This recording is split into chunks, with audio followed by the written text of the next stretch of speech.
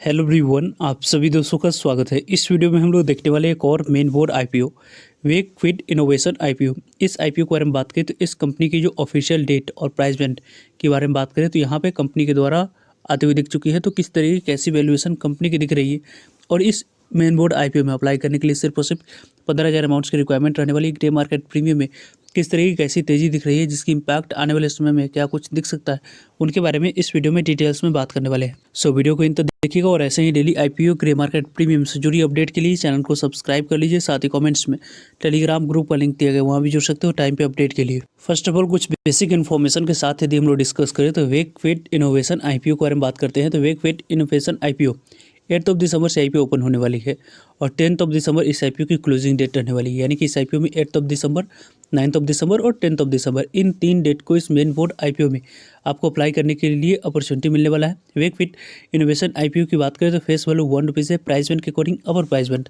195 रुपये रखा गया। इसी अपर प्राइस बैंड 195 रुपये पे 76 इक्विटी ऑफ शेयर मिनिमम आपको 1 लाख में सेलेक्ट करना होगा, तो जाकर आपको इस आईपीओ में आने वाले समय में यहाँ पे लॉटरी सिस्टम के माध्यम से अलॉटमेंट मिलते हुए दिखेगी। कंपनी के बारे में बात करें तो फ्रेश इशू और ऑफर फॉर सेल दोनों इस आईपीओ की इशू साइज में दिखेगी। लगभग यहाँ पे इस कंपनी की जो इशू साइज है इनके बारे में बात करते हैं तो यहाँ पे इशू साइज में आप देख सकते हैं कि कंपनी की इशू साइज 1289 करोड़ के पास दिख रही है। 1289 करोड़ के इशू साइज में फ्रेश इशू आपको 377 करोड़ की है। यानी कि कंपनी के पास 377 करोड़ टोटल इशू साइज में से जाने वाली है और रेस्ट ऑफ 911 करोड़ की बात करते हैं तो ऑफर फॉर सेल है, जिसके माध्यम से प्रमोटर्स और एग्जिस्टिंग शेयर होल्डर्स अपने स्टेक को डाइल्यूट करते हुए देखेंगे। बुक बिल्डिंग आईपीओ है, बीएसई एनएसई दोनों जगह पर कंपनी की लिस्टिंग होने।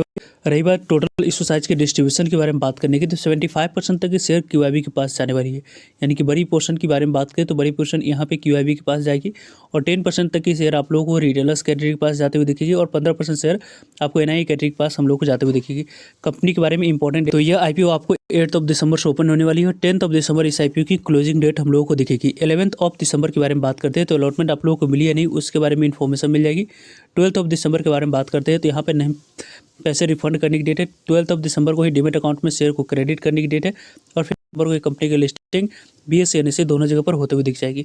मिनिमम इस आईपीओ एक लॉट अप्लाई करने के लिए 14,820 रुपये अमाउंट्स की यहाँ पे रिक्वायरमेंट दिख रही है। यानी कि इस आईपीओ में मिनिमम एक लॉट अप्लाई करने के लिए 14,820 रुपये पास होगी, तो जाकर आप इस आईपीओ में मिनिमम एक लॉट अप्लाई कर सकते हैं। स्मॉल एनआई एचएनआई की बात करते हैं तो लगभग आपको 2,07,480 रुपये होनी चाहिए और बिग एचएनआई एनआई की बात करते हैं तो लगभग 10,07,760 रुपये अमाउंट्स की यहाँ पे रिक्वायरमेंट है।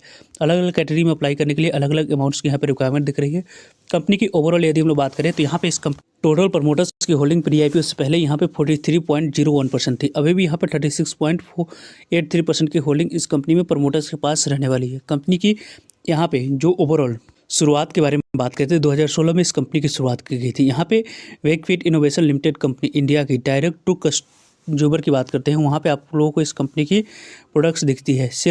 यहाँ pay slip solution company based यहाँ पे high quality and affordable range में जो मैट्रिक्स होती है, फर्नीचर होती है और होम जो डेकोरेट प्रोडक्ट्स होती है वो कंपनी आप लोगों को सप्लाई करते हुए दिख जाती है। कंपनी गेन कर रही थी पॉपुलैरिटी यहाँ पे इस मेमोरी के माध्यम से, जो कि यहाँ पे मैटर्स सोल्ड करती है डायरेक्टली टू यहाँ पे कस्टमर ऑनलाइन और यहाँ पे एलिमिनेशन मिडिल मैन की जो है वो ये कंपनी ऑलरेडी कर देती है, जिसके कारण से कम्पिटिटिव प्राइस इस कंपनी के पास ऑलरेडी आती हुई दिख रही है। और ओवर टाइम यहाँ पे वेकफिट जो कि एक्सपेंड कर रही है पोर्टफोलियो, इसकी इंक्लूड यहाँ पे इस कंपनी की बेड्स हो गई, सोफाज हो गया, स्टडी टेबल्स हो गई और यहाँ पे आप लोगों को वार्डरोब्स की बात करें और फर्नीचर आइटम्स हो गई और यहाँ पे इस कंपनी की जो कि नीड्स होती है मॉडर्न इंडिया होम्स में, उसको ये कंपनी ध्यान में रखकर अपने प्रोडक्ट्स को डेवलप कर रही है और वहाँ पे इस कंपनी के द्वारा अपनी प्रेजेंस को बढ़ाई जा रही है। कंपनी की प्राइमरीली यहाँ पे डिजिटल चैनल के माध्यम से आप लोगों को सपोर्ट और स्ट्रॉन्ग लॉजिस्टिक कस्टमर सर्विस यहाँ पे प्रोवाइड कराते हुए दिख जाती है। यहाँ पे रीच करती है कस्टमर अक्रॉस अर्बन और सेमी अर्बन यहाँ पे एरिया में। कंपनी यहाँ पे प्रोडक्ट पोर्टफोलियो के बारे में बात करते हैं तो यहाँ पे मैट्रिक्स हो गई, साथ साथ फर्नीचर हो गया और यहाँ पे इस कंपनी की जो फर्निशिंग होती है वो कंपनी आप लोगों को डायरेक्ट प्रोवाइड कराती हुई दिख जाती है। कंपनी के प्रोडक्ट्स अक्रॉस 700 डिस्ट्रिक्ट्स में इस कंपनी की प्रेजेंस दिख रही है और 28 स्टेट में इस कंपनी की प्रेजेंस है और यहाँ पे लगभग 6 यूनियन टेरिटरीज में इस कंपनी की प्रेजेंस दिख रही है।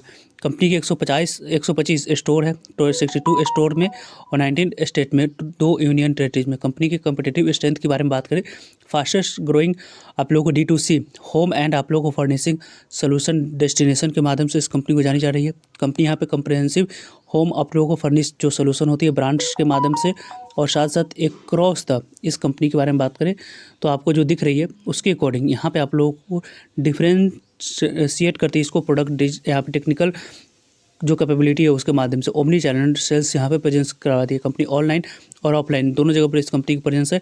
मल्टी यहाँ पे जो मार्केटिंग अप्रोच है वहाँ पे आपको इस कंपनी की ब्रांड इमेज आप लोगों को बेहतरीन होती हुई दिख जाती है। ओवरऑल कंपनी के बारे में बात करें तो कंपनी बेहतरीन दिख रही है। कंपनी की फाइनेंशियल तो यहाँ पे कंपनी की फाइनेंशियल हेल्थ 2023 की डाटा है, 2023-24 की, 2025 की, 2026 की 6 मंथ की यहाँ पे डाटा है। यहाँ पे 12 मंथ की, यहाँ पे भी 12 मंथ की और यहाँ पे भी 12 मंथ की डाटा हम लोगों को दिख रही है। कंपनी की ओवरऑल एसेट के बारे में बात करते हैं। एसेट कंपनी किस तरीके कैसे दिख रही है तो पहले यहाँ पे कंपनी की एसेट 791 करोड़ के पास थी। देन यहाँ पे 928 करोड़ के पास, 1050 करोड़ के पास, 1220 करोड़ के पास कंपनी की एसेट दिखी थी। यहाँ पे इनकम के बारे में बात करते हैं तो पहले कंपनी की इनकम कितनी थी, 820 करोड़ के पास, 1017 करोड़ के पास, 1305 करोड़ के पास, 741 करोड़ के पास।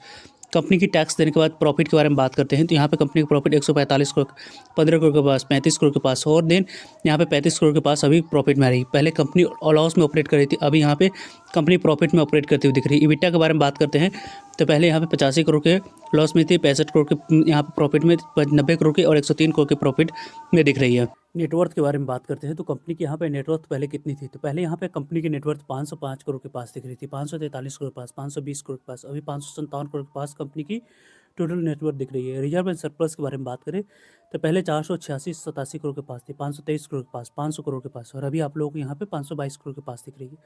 टोटल बोरोइंग के बारे में बात करते हैं, किसी भी तरह की कोई भी कंपनी के पास बोरोइंग यहाँ पर नहीं दिख रही है, लेकिन अभी भी यहाँ पे कंपनी के डेट टू इक्विटी 0.53 की दिख रही है, जिसमें इंप्रूवमेंट की काफ़ी ज़्यादा गुंजाइश यहाँ पे दिख रहा है।